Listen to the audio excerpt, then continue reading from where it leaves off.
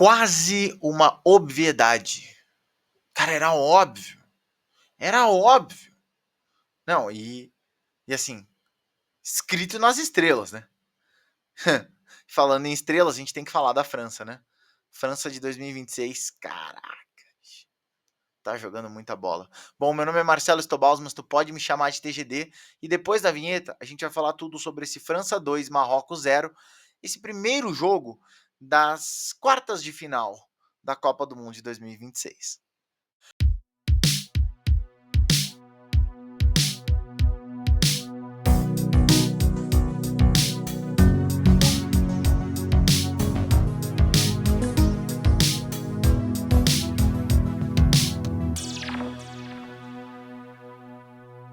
Bom, França 2, Marrocos 0. Tá aqui o resumo do jogo, né? Pra gente conversar então, falar que o Mbappé chegou a perder um pênalti, cara. Ele perdeu um pênalti aos 27 minutos da primeira etapa, se perdeu um pouquinho no jogo, mas no segundo tempo ele voltou ainda mais afiado, né? Camisa 10 da França. Aos 14 minutos fez um golaço e ainda depois, 6 minutos depois, o Ousmane Dembélé, o outro craque da companhia, né? Cheia de craques, aliás, foi lá e fechou o caixão, liquidou a fatura, classificando a França e eliminando o Marrocos. E, cara, vamos falar da França no primeiro tempo? A França no primeiro tempo tentou matar o jogo com a bola. Era 6 minutos, 5, 10 minutos ali de jogo. Cara, foi pressão total. Teve um lance, inclusive, que o Mbappé chuta a bola, o goleiro Bono do Marrocos defende, e a bola vai para o escanteio, o Mbappé já sai correndo ali, já toca com o Dembélé, já toca com o Olise, para tentar assim, cobrar. Cara, era uma pressa que a França tinha para tentar fazer o gol logo. E não deu. Aí, a partir ali dos 15, 20 minutos, mais ou menos, a França pensou o seguinte: bom, não deu ficando com a bola, vamos dar a bola para o Marrocos e vamos tentar no contra-ataque. E tudo que a França conseguiu nesse primeiro tempo foi um pênalti bem mandrake, um pênalti bem esquisito, né? Aqui para falar o mínimo, bem polêmico. E aí uma cobrança bem ruim do Mbappé. Cara, foi bem ruim, bem ruim. O goleiro Bono, assim, se atirou e tal no canto, fez a defesa, mas foi quase um recuo, né? E aí, cara, o que mais chama atenção é que isso é mérito do Marrocos, que soube se defender, né? O Marrocos foi então com o Nahri como um meia central, mas ele é um meia de ligação, né? Ele é um cara mais, ele é quase um segundo volante, ele não é tão esse meia atacante, né?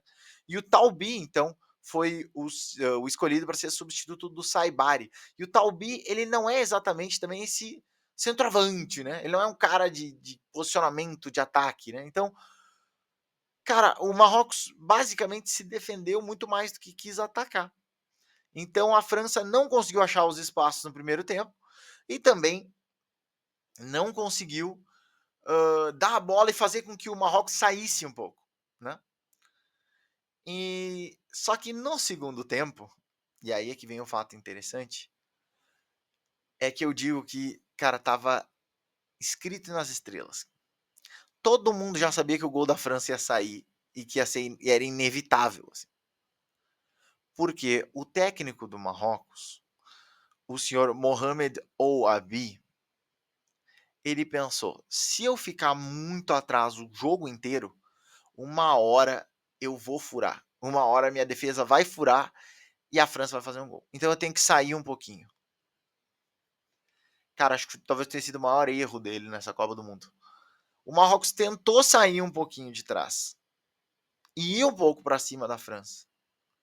E ok, assim, em termos práticos, é uma estratégia, né? Assim, tentar contra-atacar, tentar espetar o teu adversário um pouquinho. Cara, o Marrocos tentou sair de trás e deu espaço para a França. E a França tem o melhor quarteto de ataque dessa Copa do Mundo. Se não de todas as Copas, tá? E aí não deu outra, né, cara? 2-0 ao natural com 20 minutos do segundo tempo. 2 gols em 6 minutos, como eu disse. Um aos 14 e outro aos 20. E aí a gente precisa falar desse quarteto ofensivo da França, que é absurdo, porque a França não se preocupa em defender, cara. A França não se preocupa em defender. Os zagueiros da França, o Upamecano e o Saliba, fizeram uma partida tenebrosa, tá? Não fizeram, não é nada demais. Nada demais, pelo contrário, a melhor chance do Marrocos foi aos 27 minutos do segundo tempo, quando num cruzamento do Talbi, que parou de ser esse atacante centralizado depois que entrou o Rahimi, ele parou de ser esse cara centralizado e caiu pela ponta esquerda. Cara, o Talbi cruzou uma bola, o Pamecano tentou cortar. Aí ele chutou a bola para trás, quase encobriu o Manhã. Meu Deus. Então, assim, a defesa da França é muito fraca. Só que o ataque é tão poderoso. Esse quarteto do Dembélé pela direita, o Olise flutuando ali pelo meio, né? Por hora caindo pela direita e pela esquerda, o Doué pela ponta esquerda e o Mbappé ali de centroavante. Cara, esse ataque ele é tão móvel, ele é tão fantástico, né? Que a França consegue jogar nesse 4-2-4, né? Que pode ser um 4-2-3-1, mas pode ser um 4-2-4. Cara, e não tem problema nenhum. Não tem problema nenhum. A França não tem problema defensivo nenhum, porque a bola não sai do ataque. Esses jogadores são tão qualificados que a bola não sai do ataque. E então, assim, a defesa pode falhar eventualmente.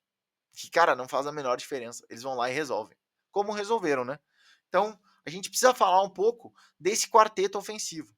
Porque somente a Argentina, com 14 gols nessa Copa do Mundo, tem mais gols que Dembélé e Mbappé juntos nessa Copa. Mbappé e Dembélé têm 13 gols, enquanto a Argentina tem 14. Somente a Argentina, tá? Esses são os grandes, né? Se a gente pensar nos rivais, ainda os times que estão vivos, né? Ou ainda o Marrocos contando nessas quartas de final. A Inglaterra tem 12, a Espanha tem 10, a Noruega do Haaland tem 9 gols, né? A própria Bélgica, que joga amanhã contra a Espanha, tem 8. Cara, que loucura. Que loucura. E assim, a França no total, né? Somente o Dembélé e o Mbappé tem 13 gols nessa Copa, juntos. A França tem 16. A França tem 16 gols. Nenhuma seleção tem mais gols que a França nessa Copa do Mundo. Ah, mas é só nessa Copa. A Espanha, campeã de 2010, foi campeã em 7 jogos, fazendo 8 gols. O Brasil de 94, que tinha Romário e Bebeto, por exemplo, que foi campeão também lá nos Estados Unidos também. O Brasil de 94 fez 11 gols em 7 jogos. Né? É claro, excluindo disputa de pênaltis, essas coisas assim. Cara, é absurdo. A França tem 16 gols e recém estamos... Nem terminamos ainda as quartas de final. Quer dizer, para a França terminou, né? Vai para semi, mas... Meu Deus. Meu Deus. Cara, que ataque poderoso. Bom, a França com esse ataque super poderoso, então, eliminou a seleção do Marrocos. E a seleção do Marrocos, cara, a gente precisa pontuar algumas coisas aqui, tá? Antes de encerrar o vídeo. Esse vídeo mais curto, né? Porque a gente acaba, né, tendo um jogo só, então é um vídeo mais curto. Mas o melhor em campo dessa partida, por incrível que pareça, mesmo sofrendo esses 2 gols, 2 golaços, aliás, mas, cara, o melhor em campo foi o goleiro Bono, tá? O camisa 1 do Marrocos. Ele estava invicto há 1 ano e pouquinho já. E, cara, ele fez muitas defesas no primeiro tempo. A França podia ter goleado no primeiro tempo. E ele, cara, salvou. Assim, ele deu a esperança. Assim, se o Marrocos não conseguia sair de trás e não conseguia ir para frente, né? Não conseguia atacar. Bom, o ataque não ia fazer nada. Então o Bono lá na defesa garantiu. Bom, tomou 2 gols porque, bom, um é do Mbappé e um é do Dembélé, né? A gente também não pode crucificar o goleiro. Agora, o pior em campo, cara, foi de fato, na minha opinião, o Talbi, né? Deixa eu só pegar o nome dele aqui completo. É Kemsdini Talbi, o camisa 7 do Marrocos. No primeiro tempo, como eu disse, ele não é aquele centroavante que vai reter a bola lá no ataque, ele não é uma figura, uma referência no ataque. Ele é um meio atacante, que vira e mexe cai pelas pontas. Então, assim, o Talbi não conseguiu ser o Saibari, longe de ser o Saibari.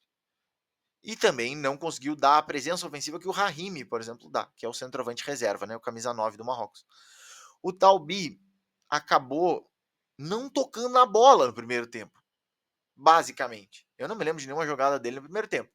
No segundo tempo, que ele caiu um pouco mais pela ponta, que acho que é mais a dele, aí ele começou a, de repente, conseguiu ter um pouco mais de volume, ter um pouco mais de escape. Mas, cara, foi o pior em campo disparado, assim, não conseguiu tocar na bola no primeiro tempo. Ele tava sempre atrasado, né? Porque como ele é esse cara, como o Marrocos já quis se defender e ele é esse cara um pouco mais meia do que atacante, ele tava sempre um passo atrás, né? E aí, cara, não fluiu para ele.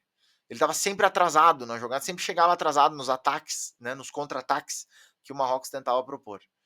Mas de fato a maior decepção, cara, e que ficou devendo, né, e devendo bastante, foi o Brahim Dias, cara, camisa 10 do Marrocos, né? Ele que também joga no Real Madrid, né? Teve passagem pelo Manchester City, pelo Milan.